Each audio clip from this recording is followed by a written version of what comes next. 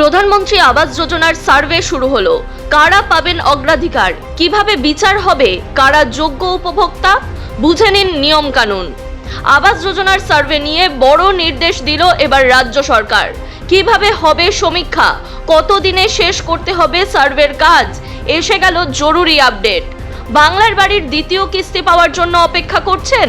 সরকারি বাড়ি পেতে নিজের তথ্য যাচাই করুন নিজেই। সাধারণের সুবিধার্থে নয়া অ্যাপ আনলো রাজ্য সরকার।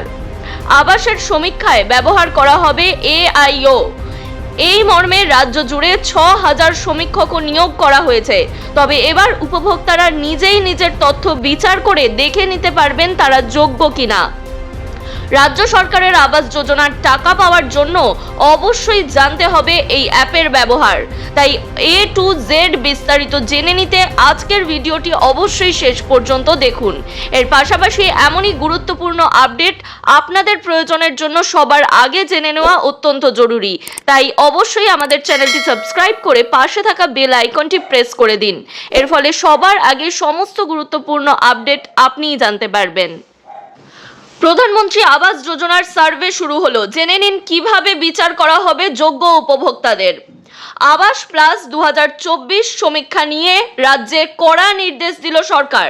ইতিমধ্যেই পূর্বতন সরকারের বাংলার বাড়ি প্রকল্পে কারচুপির একাধিক অভিযোগ সামনে আসায় এবার প্রধানমন্ত্রী গ্রামীণ আবাস যোজনা নিয়ে আরও সতর্ক সরকার। রাজ্যে আবাস প্লাস 2024 সমীক্ষার পর শুরু হচ্ছে উপযুক্ত তালিকা চূড়ান্ত করার প্রক্রিয়া। সেক্ষেত্রে বেনজালে রুখতে এবং অযোগ্যদের সুবিধা পাওয়া বন্ধ করতে আরও কঠোর হচ্ছে রাজ্য সরকার। জব কার্ড ভ্যালিডেশন ও মনরেগা জব কার্ডের ডুপ্লিকেট যাচাই বাধ্যতামূলক করা হয়েছে। রাজ্যের তরফে জানানো হয়েছে ইতিমধ্যেই সুবিধাভোগী ও অযোগ্য এমন পরিবারের নাম বাদ দিয়ে স্বয়ংক্রিয়ভাবে ড্রাফট পার্মানেন্ট ওয়েট লিস্ট বা পার্মানেন্ট ওয়েট লিস্ট তৈরি করা হবে। সেক্ষেত্রে গ্রাম সভায় খসড়া তালিকা প্রকাশ করে স্থানীয় স্তরে যাচাই ও সুপারিশ নেওয়া হবে। আবাস যোজনায় কারা পাবেন অগ্রাধিকার সেই নিয়েও গুরুত্বপূর্ণ আপডেট দিয়েছে রাজ্য সরকার। এক্ষেত্রে প্রতিবন্ধী সদস্য, মহিলা প্রধান পরিবার, গৃহহীন, আদিবাসী ও চরম অসুস্থ সদস্য থাকা পরিবারকে অগ্রাধিকার দেবে সরকার। সমীক্ষায় মহিলা সদস্যকে সম্ভাব্য উপভোক্তা হিসাবে অগ্রাধিকার দেওয়া হবে। প্রথমবারের উপভোক্তা, মহিলা প্রধান পরিবার ও দুর্বল শ্রেণীকে অগ্রাধিকার দেওয়া হবে আবাস যোজনার ক্ষেত্রে। এবার জেনে নিন কিভাবে তৈরি হবে এই খসড়া তালিকা। অভিযোগ নিষ্পত্তির জন্য BDO, SDO ও DM অফিসে কন্ট্রোল রুম খোলার নির্দেশ দেওয়া হয়েছে। সমস্ত অভিযোগ 5 কর্মদিবসের মধ্যে নিষ্পত্তি করতে হবে বলে জানানো হয়েছে। সমীক্ষা যাচাই ও তালিকা প্রস্তুতিতে স্বচ্ছতা নিশ্চিত করতে জেলা শাসকদের সরাসরি তদারকির নির্দেশ দেওয়া হয়েছে। ভুল তথ্য, গাফিলতি বা অনিয়ম ধরা পড়লে সংশ্লিষ্ট আধিকারিকদের বিরুদ্ধে দায়বদ্ধতা নির্ধারণ করা হবে। গ্রাম সভার সুপারিশের ভিত্তিতে তালিকা সংশোধন করে PWL বা ওয়েটিং লিস্ট তৈরি করা হবে। জেলাগুলিকে এই মর্মে স্পষ্ট নির্দেশ দিয়েছে পঞ্চায়েত দপ্তর। গৃহহীন ও কাঁচা বাড়িতে বসবাসকারী যোগ্য গ্রামীণ উপভোক্তাগুলিকে চিহ্নিত করে বাংলায় চালু হবে আবাস প্লাস 2024 সমীক্ষা। কারা বাদ পড়বেন এই সমীক্ষা থেকে বা এই প্রকল্প থেকে? যাদের পাকা বাড়ি রয়েছে, যাদের 2টির বেশি ঘর রয়েছে, 3 চাকা বা 4 চাকার মোটর যান আছে এমন পরিবারকে বাদ রাখবে আবাস যোজনা থেকে। সরকারি চাকরিজীবী পরিবার, আয়করদাতা, মাসিক 15,000-এর বেশি আয় থাকলেও এই তালিকা থেকে বাদ পড়বে পরিবার। আপনাদের কাদের এই তালিকার মধ্যে নাম আছে তারা জেনে নিন এবং তাদের ক্ষেত্রে আবাস যোজনার সুবিধা বন্ধ হয়ে যাবে এবং তাদের পাকা বাড়ি তৈরি করে দেওয়া হবে না। এবার বলা হচ্ছে কারা পাবেন। প্রথমত, গৃহহীন বা কাঁচা বাড়িতে যারা বসবাস করছেন সেই সমস্ত ব্যক্তিদের যোগ্য হিসাবে বিবেচিত করা হবে। গ্রামীণ যোগ্য পরিবারগুলিকে চিহ্নিত করে বাংলায় চালু হবে আবাস প্লাস 2024 সমীক্ষা। সমীক্ষায় মহিলা সদস্যকে সম্ভাব্য উপভোক্তা হিসাবে অগ্রাধিকার দেওয়ার নির্দেশ রয়েছে। প্রথমবারের যারা উপভোক্তা, যাদের বাড়ি নেই, প্রতিবন্ধী বা মহিলা প্রধান পরিবার এবং অন্যান্য দুর্বল শ্রেণীকে অগ্রাধিকার দেবে রাজ্য সরকার। সমীক্ষাটি কিভাবে হবে এটা জেনে নেওয়া জরুরি, কারণ বর্তমানে সমীক্ষা বা সেলফ সার্ভে করার নির্দেশ দিয়েছে সরকারি দপ্তর। সরকারি সমীক্ষক দ্বারা সমীক্ষা হবে এবং সেলফ সার্ভেও করতে হবে। সমীক্ষার প্রতিটি আবেদন সংশ্লিষ্ট সমীক্ষক দ্বারা যাচাই করা হবে। পাশাপাশি প্রশাসনিক আধিকারিকদের বহুস্তরীয় ভেরিফিকেশন হবে। সমীক্ষা হবে এআই সক্ষম আবাস প্লাস 2024 মোবাইল অ্যাপের মাধ্যমে। বাধ্যতামূলক আধার ভিত্তিক কেওয়াইসি। সমীক্ষার পরবর্তী পদক্ষেপ কি হতে চলেছে? আপনি যদি আপনার সমীক্ষাটি করে নেন বা সমীক্ষক দ্বারা যদি আপনার সমীক্ষাটি হয়, তারপরে পঞ্চায়েত দপ্তর জানিয়েছে অযোগ্য আবেদন চিহ্নিত করে ব্লক ও জেলা স্তরে যাচাইয়ের পর তালিকা থেকে বাদ দেওয়া হবে।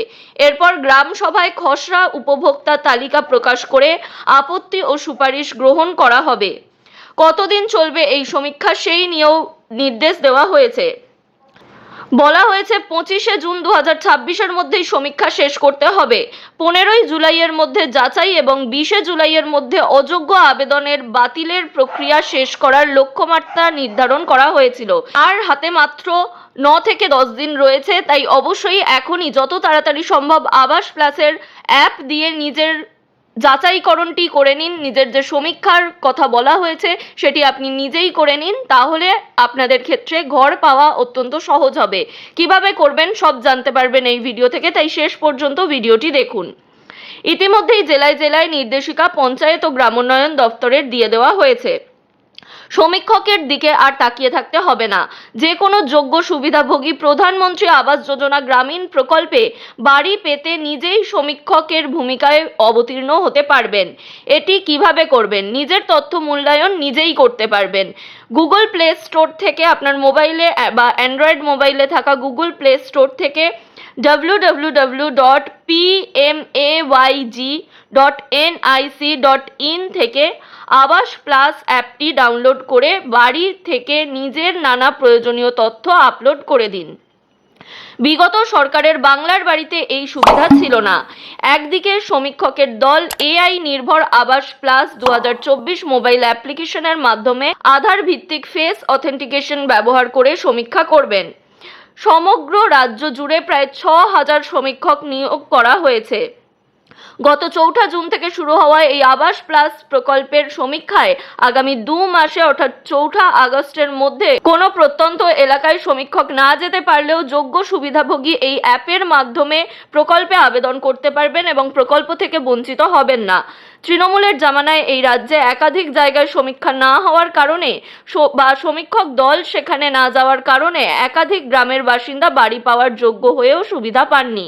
আপনাদের ক্ষেত্রেও যদি এমন হয় তাহলে এবার আপনাদের জন্য সুবিধা এসেছে। আপনারা প্রথমেই প্লে স্টোর থেকে আবাস প্লাস অ্যাপটি ডাউনলোড করুন এবং ফর্ম পূরণ করে যত তাড়াতাড়ি সম্ভব আপনাদের নথিগুলি আপলোড করে দিন। এর ফলে আগামী দিনে আপনার বাড়ি পাওয়ার ক্ষেত্রে সুবিধা হবে এবং আপনি আপনার গ্রামের বাড়িটি বানিয়ে নিতে পারবেন। পাকা বাড়ি সরকারের সাহায্যে 1,20,000 টাকা সহায়তায় আপনি বানাতে পারবেন এবং সেই পাকা বাড়ি আপনার সারা জীবনের সঙ্গী হতে পারে। তাছাড়া রাজনৈতিক অশান্তির কারণেও সমীক্ষক দল বিভিন্ন এলাকায় না পৌঁছতে পারলে সেলফ সার্ভে বা নিজস্ব মূল্যায়নের মাধ্যমে যোগ্য সুবিধাভোগী এই প্রকল্পের সুবিধা পাওয়ার প্রক্রিয়ায় অংশ নিতে পারবে। তবে স্বজরিপ বা নিজস্ব মূল্যায়নের ক্ষেত্রে পরবর্তীকালে প্রশাসন একেবারে 100% যাচাই করবে আবেদনকারী যোগ্য সুবিধাভোগী কিনা। রাজ্যের পঞ্চায়েত ও গ্রামোন্নয়ন বিভাগ সূত্রে জানা গেছে, এই সমীক্ষার আওতাতে থাকবেন গৃহহীন ব্যক্তি, কাঁচা বাড়িতে বসবাসকারী পরিবার, সরকারি স্তরে অভিযোগ করা প্ল্যাটফর্ম থেকে আবেদনকারী এবং অন্যান্য গ্রামীণ পরিবার। এই যোগ্যতার মানদণ্ডে কাঁচা বাড়ির সংজ্ঞা বলতে যে বাড়ির কাঁচা দেওয়াল অর্থাৎ মাটি, বাঁশ, খড় বা কাঁচা ইট দিয়ে যে বাড়ি তৈরি হয়েছে, আর কাঁচা ছাদ বলতে ঘাস, খড়, বাঁশ বা টালি দিয়ে তৈরি প্লাস্টিকের বাড়ি, শীট দিয়ে তৈরি হয়েছে, এই বাড়িগুলিকেই কাঁচা বাড়ি হিসেবে গণ্য করা হবে। তাই আপনি আপনার কাঁচা বাড়ি আছে কিনা সেটি জানানোর জন্য এই মানদণ্ডটি ভালোভাবে বুঝে নেবেন। তারাই এই প্রকল্পের সুবিধা পাবেন। এই প্রকল্প না পাওয়ার অর্থাৎ বাদ যাওয়ার মানদণ্ডে রয়েছে পাকা বাড়ির মালিক। আগেই বলা হয়েছে যাদের 2টির বেশি ঘর রয়েছে বা সরকারি কর্মচারী, উচ্চ আয়ের ব্যক্তি, আয়কর দাতা, নির্দিষ্ট যানবাহনের মালিক, অকৃষি উদ্যোগ বা বড় জমির মালিকরা এই প্রকল্পের বাইরে থাকবেন। এই কেন্দ্রীয় প্রকল্পে প্রতি পরিবার পিছু 1,30,000 টাকা করে দেওয়া হবে বলে জানানো হয়েছে। 3টি কিস্তিতে এই টাকা দেওয়া হবে। প্রথম ও দ্বিতীয় কিস্তি 60,000 করে এবং তৃতীয় কিস্তিতে 10,000 টাকা দেওয়া হবে। তবে বাড়ি সম্পূর্ণ হওয়ার পরেই তৃতীয় কিস্তি পাবেন। প্রত্যেকটি কিস্তির পরেই ছবি দিয়ে বাড়ি আপডেট জানাতে হবে প্রশাসনকে, যা নির্দিষ্ট পোর্টালের মাধ্যমে পঞ্চায়েত ও গ্রামোন্নয়ন বিভাগ থেকে মন্ত্রীদের দেখাতে হবে। এই বিষয়ে আরও কোনো প্রশ্ন থাকলে অবশ্যই আমাদেরকে কমেন্ট করে জানান। পাশাপাশি এই ভিডিও বিপুল পরিমাণে শেয়ার করুন, যাতে আপনার আশেপাশে থাকা যারা আবাস যোজনায় নতুন করে আবেদন জানাতে চাইছেন, যারা নিজের মাথার পাকা বাড়ি বানাতে চাইছেন, তারা এই বিষয়ে জানতে পারেন এবং সঠিকভাবে আবেদনটি করে নিতে পারেন 25শে জুনের মধ্যে।